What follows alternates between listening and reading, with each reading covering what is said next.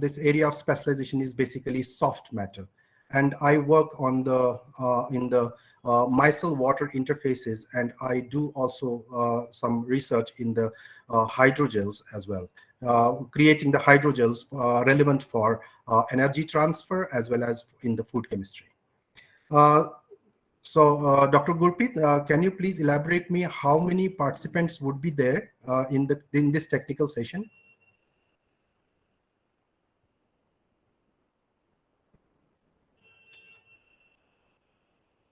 Dr. Gurpreet, you are muted, please. I'm so sorry, sir. Yeah, actually, the schedule that I shared with you was having 7 participants.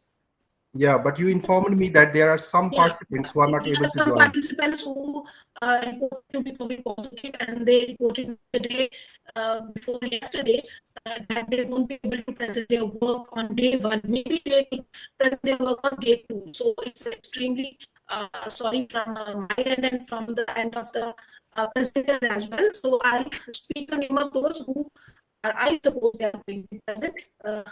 Smriti Singh. Smriti ma'am, Smriti Singh, I think she's here. I'm present. Yes, you can hear me? Yes, ma'am. Yes, Smriti Singh and S. Vashani, Department of Chemistry, University of Rajasthan, Jaipur. Her title is Cyclic Voltammetric Study of 4-methyl acetophenone semicarbazole. Is it so, ma'am? Yes, ma'am. Please see your presentation. Over to you. Thank you so much.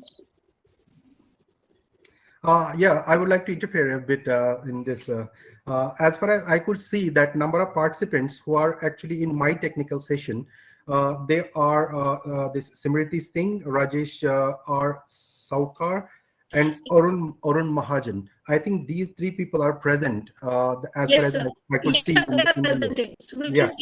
Rajesh R. Saukar and Arun Mahajan. Yeah. They are present in the meeting. I guess they would speak.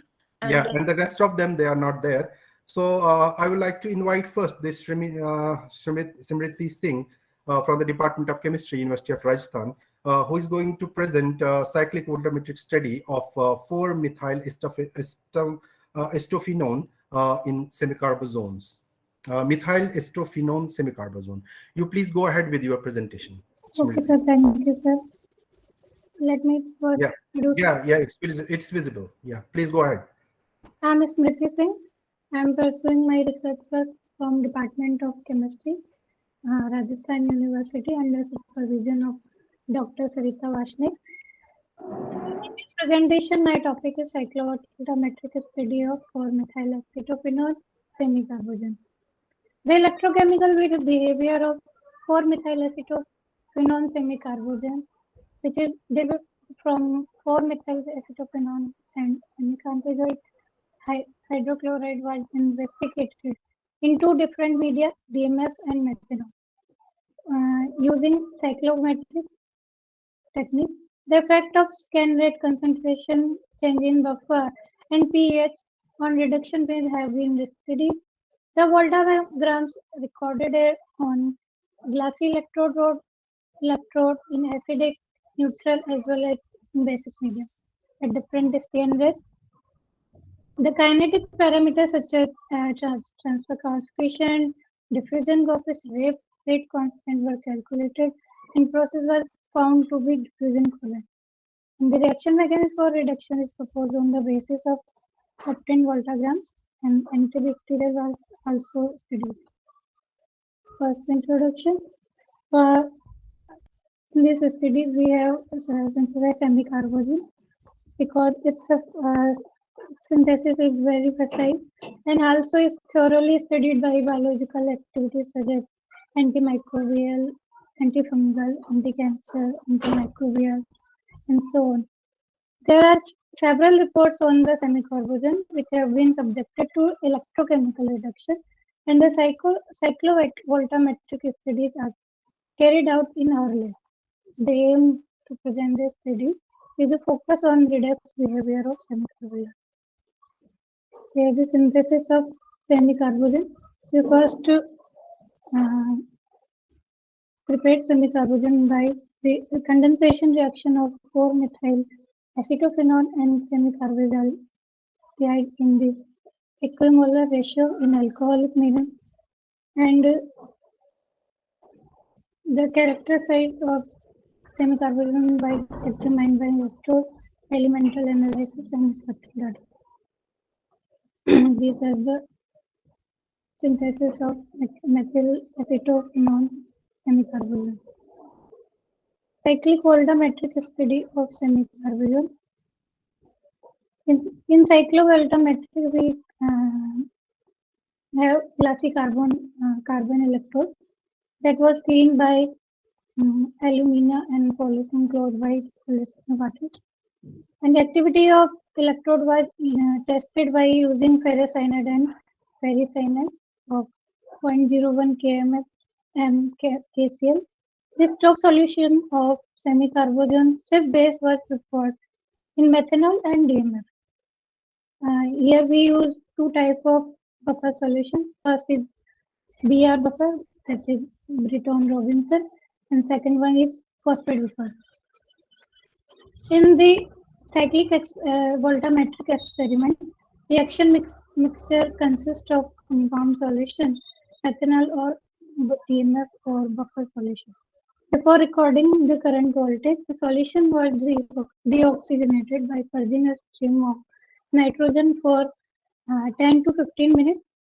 Required potential, scan rate, current sensitivity, initial potential, and the final potential was applied, and resulting current measured as a function of applied potential. The kinetic parameters such as charge transfer coefficient, diffusion coefficient, and the rate coefficient have been calculated for irreversible and diffusion control, reducing the following equation are quoted in table 1 to 3. These are the formula for calculation of potential. IP is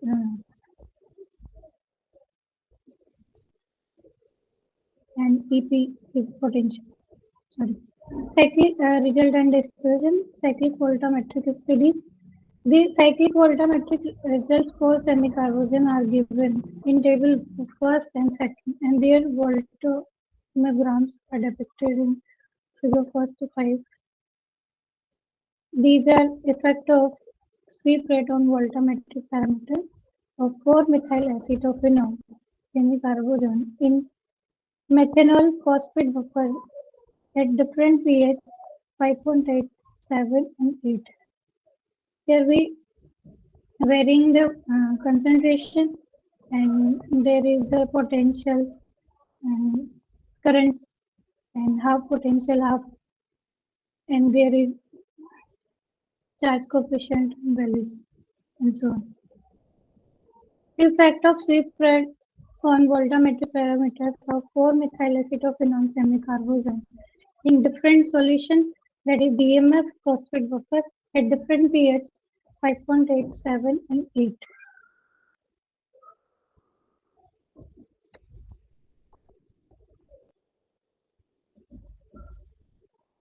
These are the cyclovoltammogram different conditions.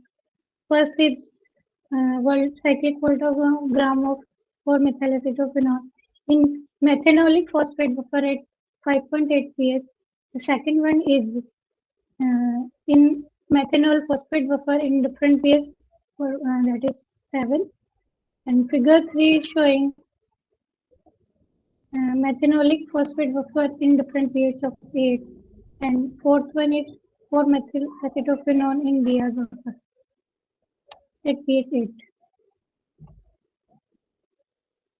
Then we discuss about the effect of solvent.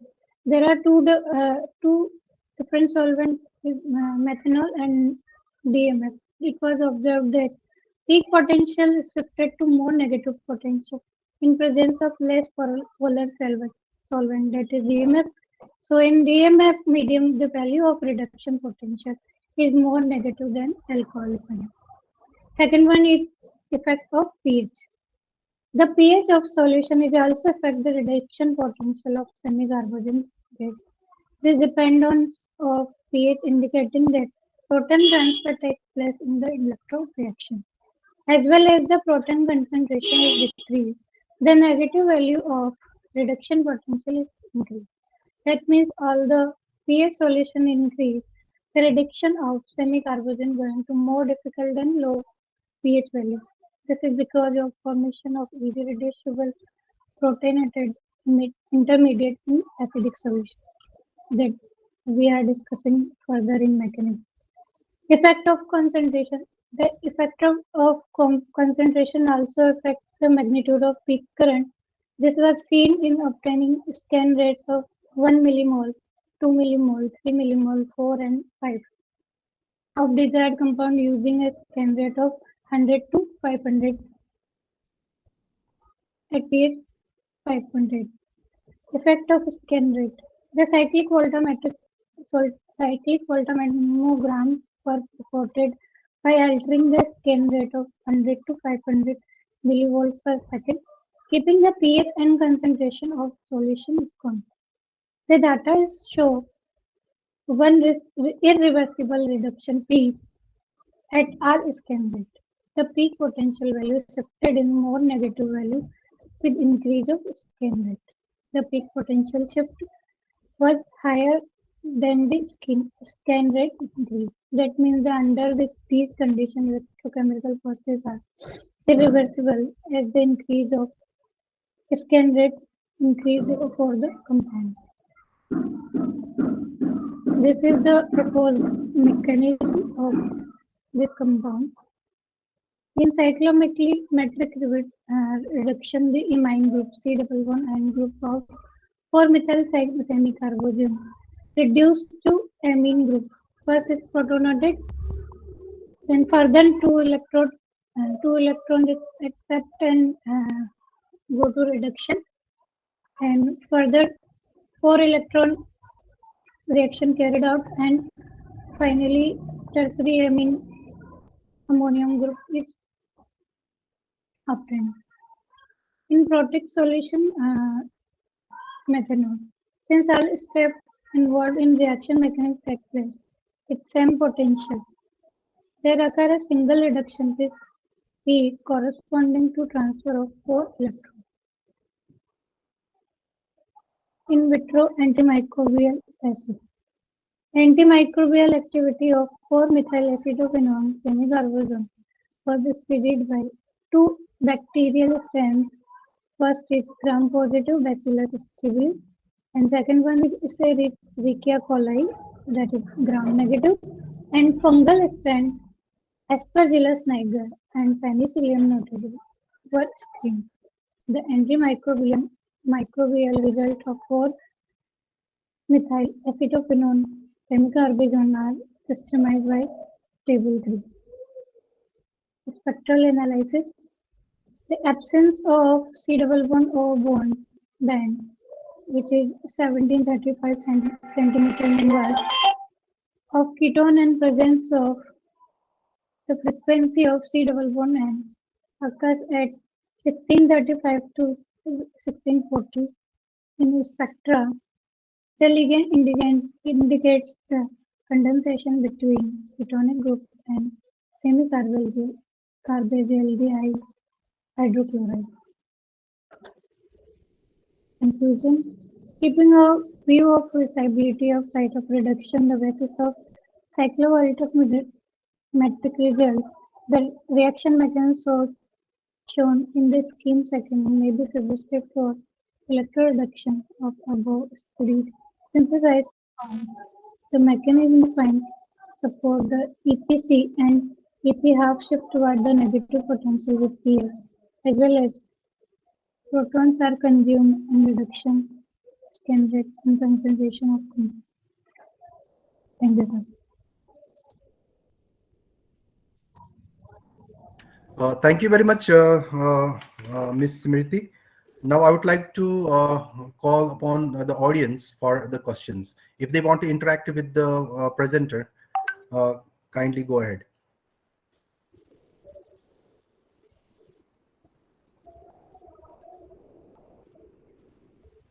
Any question from the audience? No, ma'am. I think there is no question from the participants. Let me ask one question to Simriti. Yes, Simriti? yes, Yeah. sir. Could you please tell me that what type of instrument you had used for your studies, CV studies?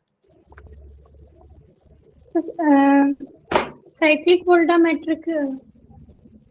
No, what is the make of the instrument that you made use of during your experiments?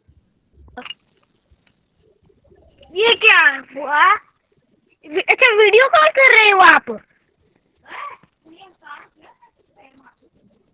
Nikita, please mute yourself. Thank you. Simriti?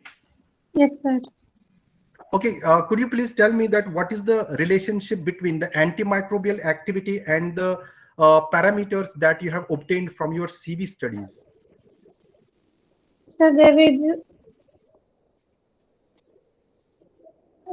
is no relation between the CV studies and microbacterial studies. So how do you attach, what type of significance do you attach to the cyclic voltammetric studies that you have carried out for these semicarbosomes? We firstly prepared semicarbazone ligand, then we prepared their metal complex, and we compared the both antimicrobial studies and CV also. Okay, thank you very much. Thank you very much. Yes. Okay. Now I request Mr. Rakesh R. Saukar from Department of Chemistry, Karnataka Science College, Dharwad, to present his work. The work that he's going to present is related to fabrication of graphene-based sensors for the detection of ciprofloxacin in presence of surfactants. Mr. Rakesh, please go ahead. Yes, sir. Yeah.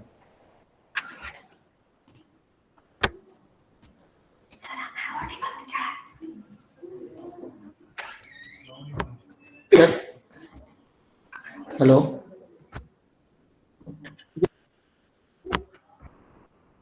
For audible, please share your presentation.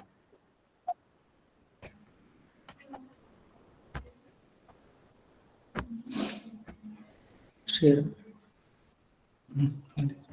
Share.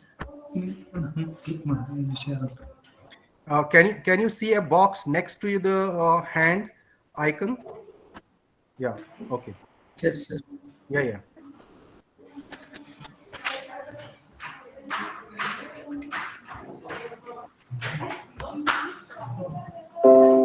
Shall I start, sir? Please make it full screen, please. Yeah, it's okay. Yeah, please, you go ahead. Okay, sir. My name is Rakesh R. Saukar, research scholar working under the guidance of Dr. Suresham Tuvar, Associate Professor, Department of Chemistry, Karnataka Science College, Dharwad. Today I am presenting my research work entitled as Fabrication of Graphene-based Electrode for the Detection of Ciprofloxacin in the Presence of STS. List of my presentation includes introduction, experimental part, results and discussions, conclusion. Coming to the introduction, about my ciprofloxacin drug, I used fluoroquinolones are a class of synthetic antibiotics that are commonly used to treat bacterial infections in humans and domestic animals. Ciprofloxacin belongs to the third generation of a fluoroquinoline family of antibiotics. This medicine is used to treat a variety of infectious disorders, including skin infections, infections of the urinary, respiratory, and gastrointestinal tract. Here I used graphene as a modifier material. Graphene is a two-dimensional sheet with carbon atoms connected through sp2 carbon hybridization in a hexagonal arrangement. Because of its exceptional electronic structure, two-dimensional character, flexibleness, and chemical stability, graphene has gotten a lot of attention. And here I use absorbent surfactant, that is sodium dodecyl sulfate, as a modifier. Surfactants are amphiphilic surface active agents which have been widely used in the disciplines of cleaning, creation of paints, pigments, and the manufacture of rubber and resins due to their distinctive molecular structure. In electrochemical measurements involving voltammetric techniques, the surfactant's assimilation on the electrode surface generates an adsorptive layer which aggregates electron allocation, increases peak current, and amends the redox potential as well as modifying the stability of electrogenerated intermediates and electrochemical outcome. The main objective of this work is to develop electrochemical sensor for more sensitive and selective detection of ciprofloxacin, and also to propose oxidation mechanism for ciprofloxacin. In the experimental part, I have used ciprofloxacin, which is procured from sigma ardite with 99% purity, and all the other materials and reagents used were of analytical grade, and I used double distilled water throughout the experiment. Supporting electrolyte used was phosphate buffer, which were prepared for various pH ranges from 3 to 6 pH. Instrumentation which I used was electrochemical workstation of model 112C CHI of USA company. The voltammetric measurements were carried out in a 10 ml single compartment consisting of three electrode system.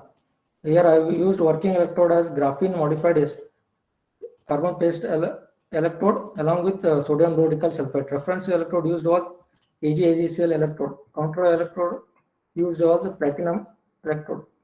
Results and discussion. The surface morphology of modifier graphene was studied by using AFM and SEM analysis.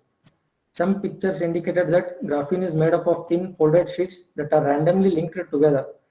By using AFM technique, the surface roughness of the of the modifier was determined, and the average roughness was found to be 0.99 micromolar. The enhanced roughness of the sensor aids in improving the sensor sensitivity. Fabrication of CPU was done by homogeneous mixing of graphite and paraffin oil in 70:30 ratio, and graphene STS carbon paste electrode was fabricated by adding 0.05 gram of graphene to graphite and paraffin oil, and STS was drop casted on the surface of electrode, and the area of electrode was calculated by using 1 millimolar of K3FeCN6 as a test solution and 0.1 molar KCl as supporting buffer at different scan rates. And the random Civic equation was utilized to compute the active surface area of electrode, and we have obtained the surface area of 0.11 square centimeter for graphene STS CP. Accumulation time effect. Accumulation time specifies the time required for the analyte to get absorbed by the electroactive sites of the electrode surface particles. Sensitivity of a sensor can be affected by accumulation time of a molecule at the electrode surface. The effect of accumulation time was investigated using 1 millimolar ciprofloxacin in phosphate buffer solution of pH 4.2 at scan rate 100 millivolt per second with varying time interval of 0 to 70 seconds. By the figure, it is evident that 20 seconds we got a maximum peak current, and hence it is the accumulation time of 20 seconds is selected as optimum. Cyclic voltammetric behavior of ciprofloxacin. This electrooxidation of ciprofloxacin 0.1 millimolar was examined by using cyclic voltammetric technique at the developed electrode in 0.2 molar VBS phosphate buffer solution of pH 4.2 at 0.1 volt per second. The voltammeter displays a well-resolved oxidation peak at 1.265 volts. No peaks were observed in the absence of ciprofloxacin. However, single oxidation peak was detected for all three electrodes, and the absence of reduction peak on reverse scan confirms the process is irreversible. Here, the peak current obtained at graphene STS carbon paste electrode was higher than that of bare carbon paste electrode. Effect of pH. Influence of supporting buffer on electrooxidation of ciprofloxacin was investigated at modified carbon paste electrode for different pH ranges from pH 3 to pH 6 by cyclic voltammetric technique at 0.05 volt per second scan rate. It was observed that peak potential shifted towards the less positive potential as the pH of previous solution was increased, which indicates that the presence of protons in the reaction. Further, it was noticed that maximum peak current was obtained for pH 4.2, hence it was selected for further analysis. And the slope value obtained from EP versus pH was 0.052, which is closer to the standard Nernstian value of 0.059, which suggests that equal number of electrons and protons were transferred during the reaction. Effect of standard on electrochemical signals can be used as a main tool to study and determine many physiochemical parameters. Scan rate variation studies have been carried out by varying the scan rate from 0.01 to 0.5 volt per second at pH 4.2 at optimum accumulation time of 20 seconds. Here we can see that with increase in scan rate, the peak current increases, which indicates that the process is surface absorption controlled. And linear relationship was obtained for the plot of log IP versus log mu, giving the slope value of 0.42, which is closer to the theoretical value of 0.5 for diffusion controlled process. And the plot of log IP versus log mu gives the slope value, which is used to calculate the number of electron transfer and heterogeneous rate constant by utilizing Laveron's equation. And the heterogeneous rate constant was calculated to 1.68 into 10⁻³ per second, and the total number of electron transferred was N2. By pH studies, it was evident that equal number of electrons and protons were participated in the reaction, and by scan rate studies, electrons was calculated to be 2. By using these assumptions, probable mechanism was proposed, and this is the mechanism. Concentration variation study was carried out by varying the concentration from 0.7 micromole to 6 micromole. By using the slope and intercept value of plot IP versus concentration, we calculated limit of detection and limit of quantification, which was obtained to be 0.04 and 0.1 micromolar. These are the comparison of detection limits, which was compared with other reported methods, which was lowest compared to the other reported works.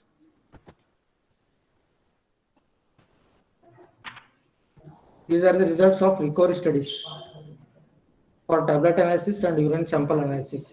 We obtained the recovery was 93.88% for tablet analysis, and for urine sample analysis, it was 93 to 98.72%. Excipient interference study. The study of excipients was carried out at the modifier electrode sensors using 0.1 millimolar ciprofloxacin, and the excipients of the different excipients like glycine, glucose, histidine, citric acids of 0.01 molar concentration to observe the excipient interference of ciprofloxacin peak potential. Study of excipients was conducted, and the experimental results suggested that there was no interference of peak potential on the electrooxidation of ciprofloxacin. Conclusion: the use of graphene and surfactant for an electrode modification has made a new development of sensors for the determination of ciprofloxacin.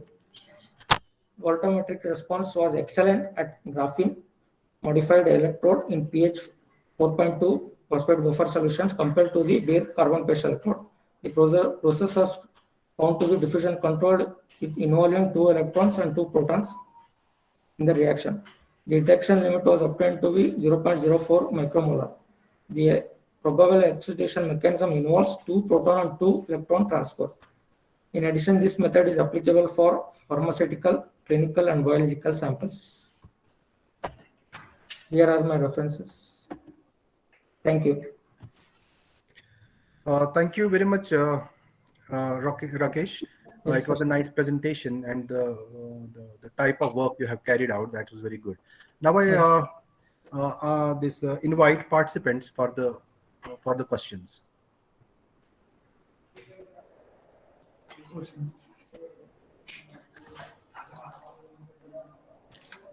I think Shilpa has raised hand. Is she still there? But now she's not here. Yeah, she's not here, I guess. Yeah. So I would like to ask one question to Rakesh. Yes, sir. Could you please tell me why there is no linear relationship or linear dependence of the peak current with the concentration of the ciprofloxacin. It shows a kind of break, corresponding to some one micromolar or a little bit near that. So what Yes, could sir. be the reason for that?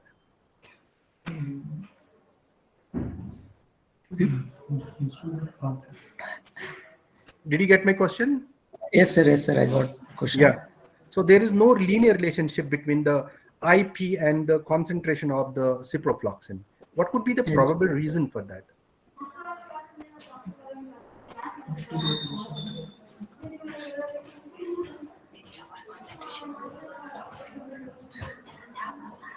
I don't have idea, sir.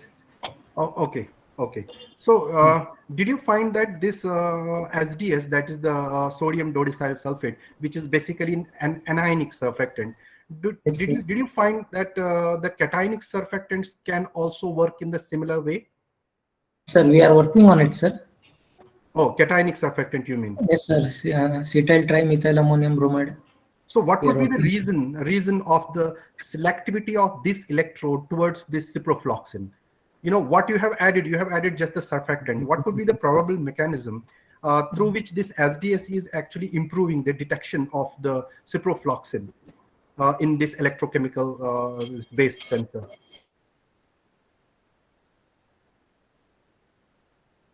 Do you have any idea that why the surfactant is aiding it? Why the surfactant is increasing it?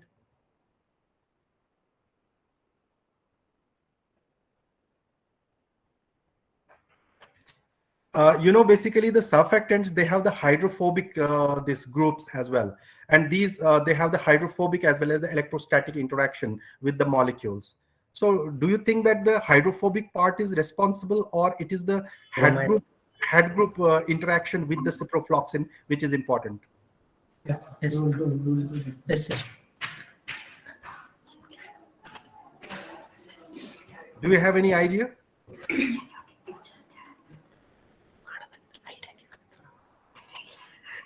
Because you know that if you come to know about this, then you can play with different kind of surfactants to improve the detection level of ciprofloxacin. As Yes, I could see, the detection level goes to some 10 to the power minus 8 molar. Maybe you can go into the nanomolar or even the picomolar range as well, Yes, sir. depending on how you play with the hydrophobicity and the hydrophilicity of the surfactant on the graphene electrode. Yes, sir. So I recommend that you stress upon the mechanism by the way of which this ciprofloxacin is actually getting incorporated into the, or it is interacting with the electrode. Yes, That sir. way you could help, you could increase its detection. Okay, sir. Okay, sir. Thank you very much. Thank you very much. Okay, sir. Thank you.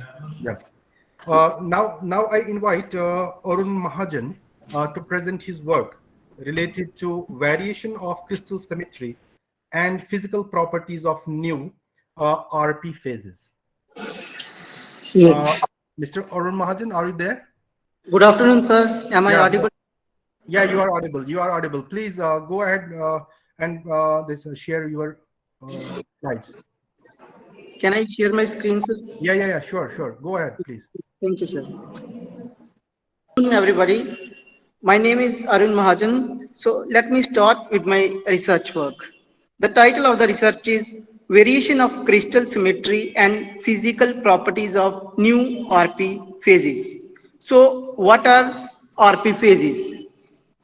RP phases are basically Riddleston-Popper phases named after the scientist, and RP phases have the general formula AO, AB, O3, N, or we can also write it like this: A, N plus 1, BN, O3, N plus 1. This is also the formula of RP phases, and where N is equal to 1, 2, or 3, so on. And here A is alkaline earth metal or rare earth metal, B can be a 3D or 4D transition metal. So we have synthesized layered perovskite oxides with the formula Nd1 plus X Sr2 minus X MnCrO7 by citrate gel technique. The reactant materials taken are various oxides, carbonates, etc., and were weighed in desired stoichiometric proportions. Dissolve the reactants in dilute nitric acid to form nitrates. Stir the solution in magnetic stirrer for about 1 hour and then add citric acid in the ratio 3:1. The gels formed or dried at 573 Kelvin in oven and burnt into soft black powder. The powders were again heated at 1623 Kelvin for 40 hours. X-ray pattern. XRD of the powdered samples were done in an expert probe analytical diffractometer using CuKL for radiation. The peaks were indexed using SR3 Ti2O7 type tetragonal structure in the space group I4 by MMM. Figure shows the X-ray diffraction pattern of ND1 plus X SR2 minus X MnCrO7 for X is equal to 0, 0.2, 0.4. Here we can clearly see that the highest intense peaks are around 32 degree, are around 2 theta equals to 32 degree, highest intense peaks. And here we have two highest intense peaks. First one is this and second is this one. Table shows the powder X-ray diffraction pattern of NdSr2 MnCrO7 for X is equal to 0. Here 2 theta D observed and I observed values were obtained from X-ray graphs, while the D calculated value and the Miller indices were obtained using the software GSAS. From the table, it is clearly visible that the highest intense peak is I observed equals to 100. This one is around 32.238 degree, and the second intense peak is around 32.974. And this is the characteristic property of ORP phases. Table shows the powder X-ray diffraction data of ND 1.2 SR 1.8 MnCrO7. Again, you can see that the highest intense peaks are found around 32 degree. This is the highest intense peak, 100, and this is around 32.199, and the Miller indices are 105. And again, table shows the powder X-ray diffraction data of ND 1.4 SR 1.6 MnCrO7. Here the highest intense peak is found around 32.881, having Miller indices 110. This is the unit cell structure of NdSr2 MnCrO7. This structure is obtained by using the software CheckCell.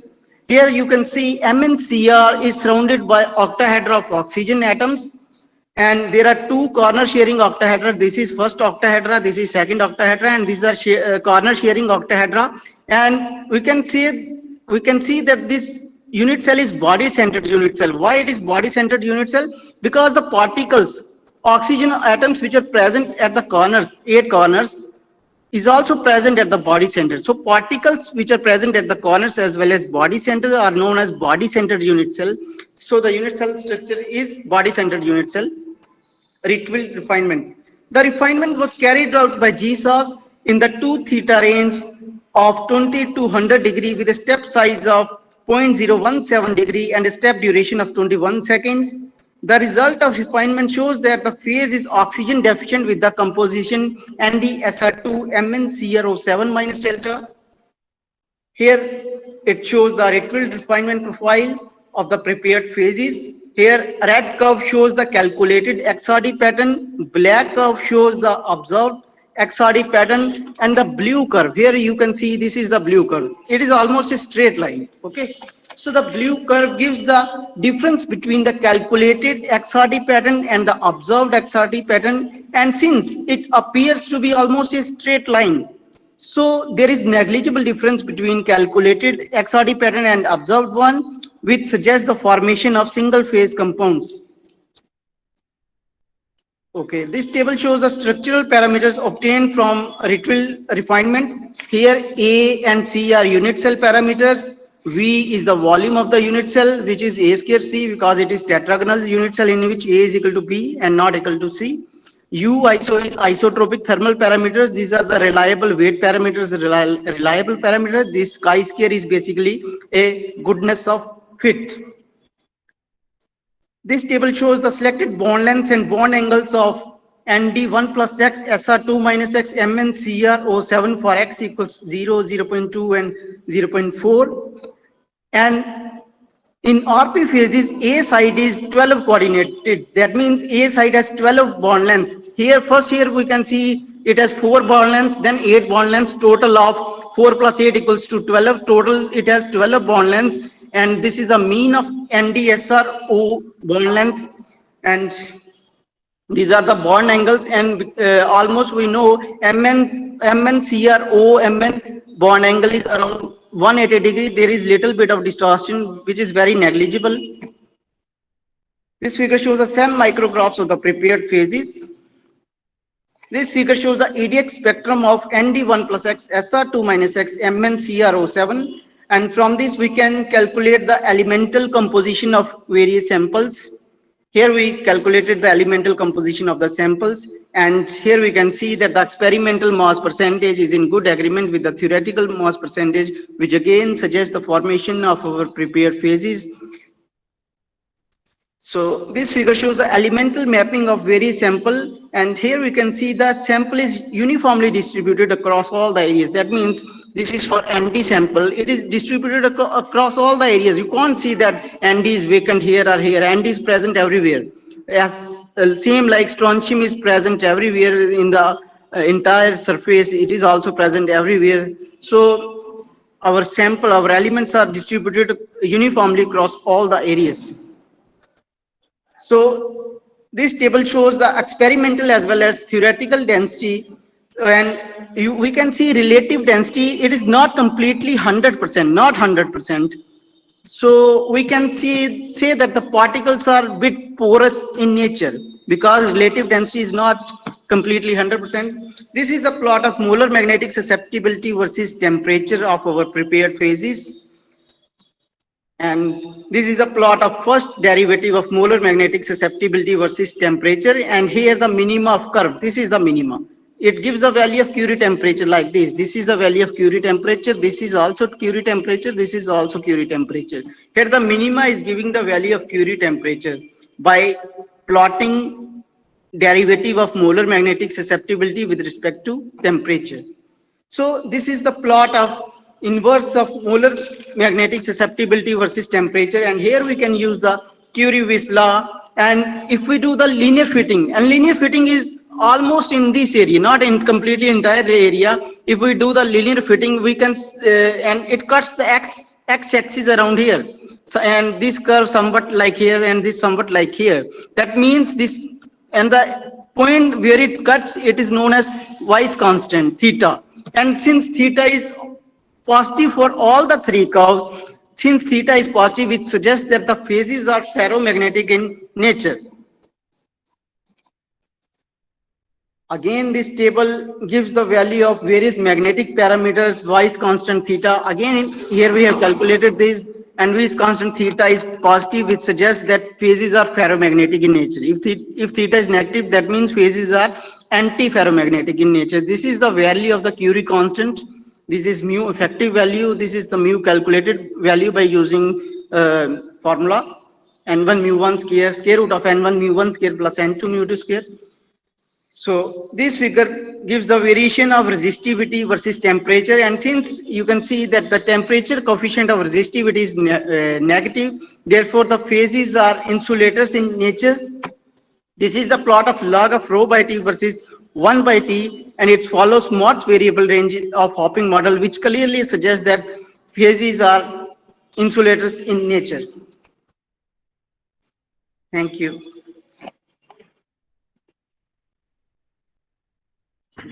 Thank you very much, Arun. That was a nice presentation and very good work. I would like to invite the participants for questions. If anybody has a question, please kindly raise your hand.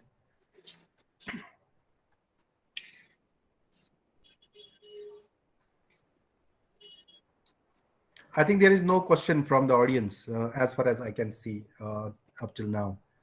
So let me have one question. Let me ask you one question related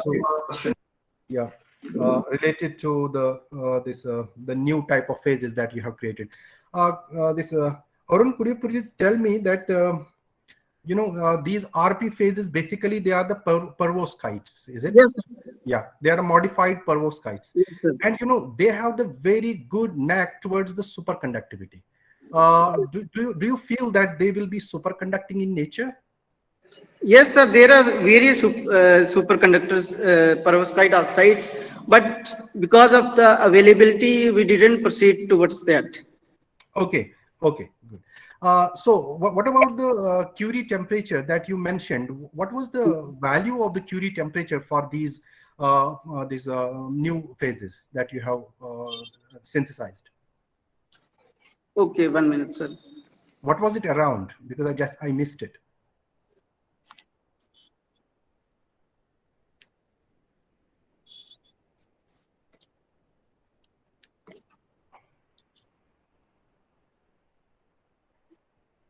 Sir, it is around 150 or 132, like this, 130. Okay. Okay. So you Yes. mean that at room temperatures, they are ferromagnetic? Yes, sir. At room temperature, they are ferromagnetic. Okay. So do you think that they will have the magnetoresistance as well? Yes, sir. They have magnetoresistance as well. And what about the ferroelectricity? Sir, they also, those substances which are ferromagnetic in nature, sir, mostly these substances show ferroelectric properties also. Okay. Okay. So, but this you didn't find the critical temperature because the superconductivity, these experiments are not available in your lab, is it? Because, sir, superconductivity is done basically at very low temperature. Yeah, yeah, So yeah. actually, I was performing all of these experiments in University of Jammu. I'm not saying that there were not such type of, there were very good instruments, but for this we need, actually we were using liquid nitrogen, sir. So liquid nitrogen, if you compare the temperature of liquid nitrogen with liquid Yeah, helium is around, sir, 4 Kelvin. yeah, that's correct. For this, sir, we need liquid helium. And Yeah, since you know that helium is very expensive and we can't order all the times, yeah. and it's not available in our state till that date, I know. Not Yeah, about how. So, Arun. Yeah, Arun. Actually, there is a lot of struggle going on for creating the high TC materials. yes, sir. These high TC materials, they can have the the critical temperature even at 150 Kelvin. If it Yes, if sir. it if it comes to that point, Yes, at sir. least maybe you can check up to 150 Kelvin, that if they are superconducting Yes, at sir. that temperature, Right, then sir. it will be a breakthrough in that case. Yes, sir. Right. You're right, sir. Till date, the research is going on. Some research scholars are preparing superconductors at room temperatures also. So actually, this is the research which I have done. Again, if I will do some another research, then I will proceed towards that. Because how to prepare the superconductors at room temperature. Till now, I just prepared simple samples and availability, and due to the non-availability of helium, I couldn't proceed. But Yeah, yeah, I am seeing the new literatures, new research work, and here they are preparing these high temperature superconductors also. So this is a very good question. Also, this thing is in our mind, is in my mind also. So whenever I get another opportunity, I will stress on that. I will try to prepare the superconductors at room temperature also. yeah. That's great. Yeah, because uh, personally, I think that even if you should try up to 150 Kelvin, that if at all they are superconducting, if they Yes, sir. are okay, if not, then you have to go down to the lower temperatures, which you Yes, sir. cannot afford right now. Yeah, Yes, that sir. we could. Yeah. Thank you very much. Thank you very much for your nice presentation.